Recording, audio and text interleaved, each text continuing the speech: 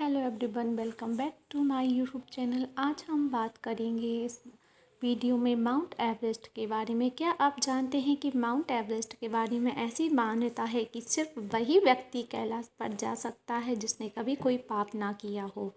साथ ही कई लोक मान्यताओं के अनुसार इस पर्वत के चारों ओर एक अलौकिक शक्ति का एहसास भी किया जाता है और इसका एक प्रभाव भी रहता है। पर्वत के चारों ओर एक अलौकिक शक्ति है, ऐसा माना जाता है, जो कोई भी साधारण मनुष्य नहीं झेल सकता। इसलिए ये माना जाता है कि कोई भी जीवित व्यक्ति कैलाश की चढ़ाई नहीं कर सकता।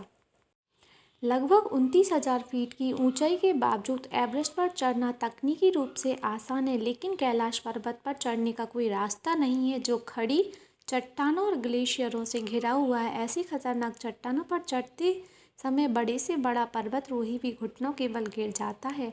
हर साल लाखों लोग कैलाश पर्वत की परिक्रमा करने आते हैं। वैज्ञानिकों की माने तो ऐसा पर्वत के चुंबकीय बल के कारण होता है। कई वैज्ञानिकों ने अपने अध्ययन में पाया है कि इस जगह पर एक अलौकिक ऊर्जा का प्रभाव है। इसी वजह से कई तपस्वी इस पर्वत पर आध्यात्मिक क्रियाएं करते हैं ताकि उनको समाधि का अनुभव मिल सके। यही नहीं, कैलाश पर्वत की आकृति भी एक रहस्य का विषय बनी हुई है, जिसे आज तक वैज्ञानिक भी नहीं सुलझा सके हैं। आपका इस विषय में क्या कहना है, कमेंट बॉक्स में ज़रूर बताइएगा।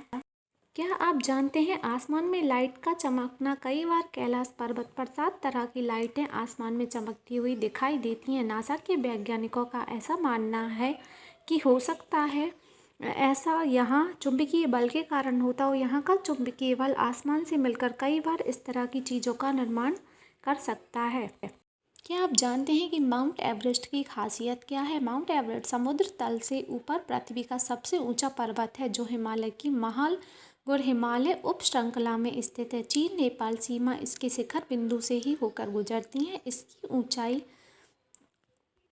मेरी तरह आप भी सोचते होंगे, क्या हेलीकॉप्टर से कैलाश पर्वत पर जा सकते हैं? कैलाश यात्रा के लिए हेलीकॉप्टर का उपयोग किया जा सकता है, जिसके लिए काठमांडू से नेपालगंज सिमिकोट की यात्रा करनी पड़ती है, लेकिन यह यात्रा मानसरोवर तक की जा सकती है। मानसरोवर पहुंचने के लिए land cruiser, land rover, Thar आदि जैसे मजबूत वाहन होने चाहिए। हेलीकॉप्टर से ही मानसरोवर पहुंचा जा सकता है बड़ी ही आसानी से। क्या आप जानते हैं पर्वत के शिखर पर कोई नहीं चढ़ सका? कैलाश पर्वत के शिखर पर चढ़ना निषिद्ध है, लेकिन 11वीं सदी के एक बौद्ध भिक्षु योगी मिलारेपा ने कैलाश पर्वत पर चढ़ाई की थी। इस पर्वत के शिखर पर पहुंचकर वापस आने वाले वह पहले ऐसे इंसान थे। आपको पता होगा, कैलाश पर्वत तिब्बत में स्थित एक पर्वत श्रेणी है। इसके पश्चिम तथा दक्षिण में मानसरोवर तथा राक्षस तल झील है। यहाँ से कई महत्वपूर्ण नदियाँ निकलती हैं, ब्रह्मपुत्र, सिंधु, सतलुज इत्यादि। हिंदू सनातन धर्म में इन्हें सबसे पवित्र नदियाँ माना गया है और हिंदू धर्म में नदी को माता का रूप भी माना जाता है।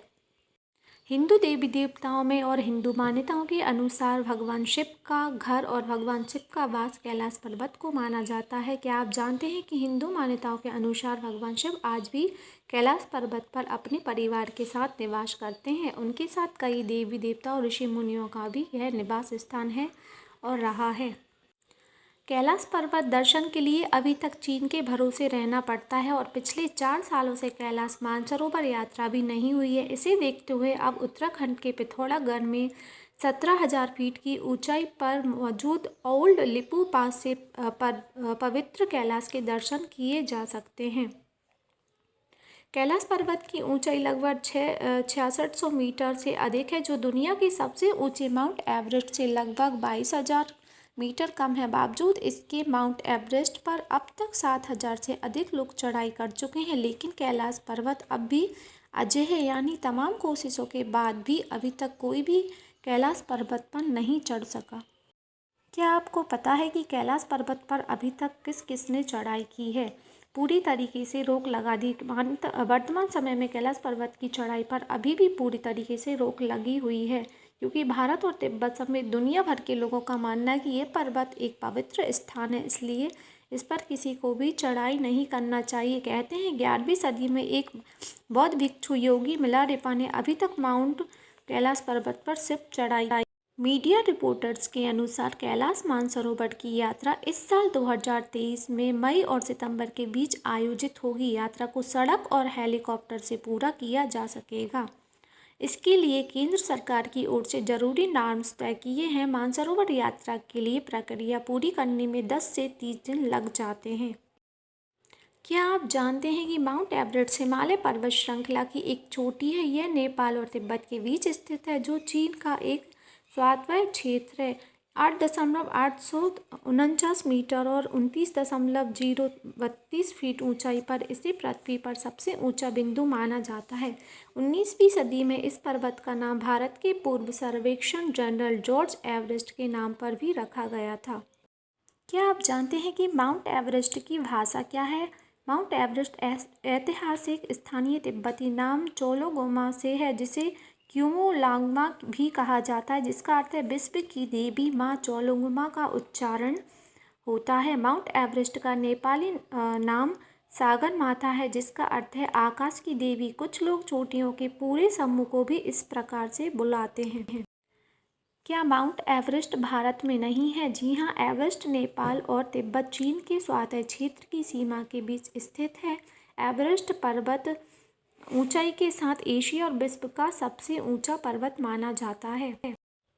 शायद आपको पता होगा कि चीनी सरकार जो उस क्षेत्र की देखरेख करती है जहां कैलाश पर्वत स्थित है, ये ने अपनी पवित्र स्थिति की रक्षा करने और क्षेत्र के नाजुक पारिस्थितिकी तंत्र को संरक्षित करने के लिए पहाड़ पर चढ़ने पर प्रतिबंध लगा दिया। यह साइट की पवित्रता बनाए रखने के लिए अंतर्राष्ट्रीय सहयोग के साथ जुड़ा हुआ है।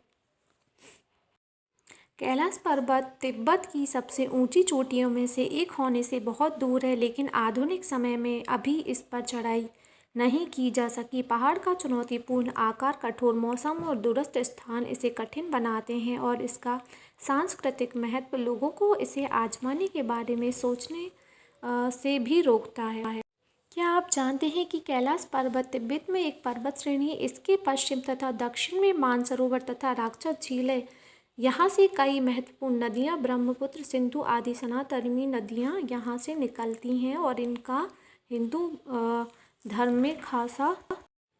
क्या आप जानते हैं जीवन में कई चीज़ें ऐसी होती हैं जिनका उत्तर देना सरल नहीं होता है। हालांकि पर्वतारोही अभियान के प्रकार, कीमत में क्या शामिल है और अपेक्षित विलासिता के स्तर के आधार पर कितने पैसे यहाँ पर खर्च होने की उम्मीद कर सकते हैं, इसका सही जवाब नहीं दे सकते।